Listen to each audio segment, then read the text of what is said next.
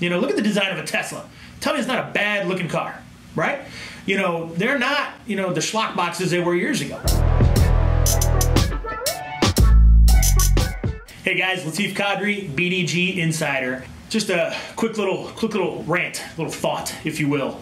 There was an article that came out in Automotive News last night, this morning, whenever it was. Some buy-sell assisting company on the West Coast issued this big warning, dire warning, saying that autonomous vehicles and ride sharing is going to decimate the car business, and in the next, I don't even remember, 20 years, we're going to lose 5,000 or 6,000 retail locations, franchise retail locations across the country because the demand will not be there, and they will either be, dissolved, bought back, or merged with other franchise owners, and that the dealer base is going to shrink drastically as a result.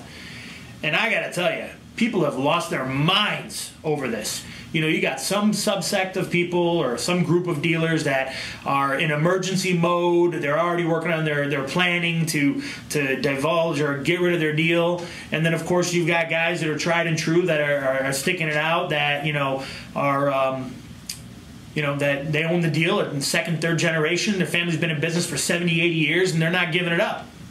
And I'll tell you, my 2 cents, is it going to have an effect?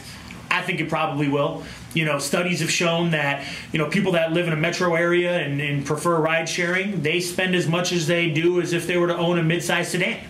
And so I don't see that being a big play, in rural and suburban areas. At the end of the day, we're Americans. We're an automotive culture. We still are. Even though we're looking at autonomous cars, these autonomous cars are sexy as hell. Looking at Teslas. Look at the design of a Tesla. Tell me it's not a bad looking car, right?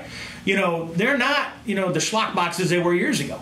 And then in the same token, I've got clients all over the country, in rural parts of America, Brooklyn, Connecticut, Wabash, Indiana, Pikeville, Kentucky, Silsbee, Texas.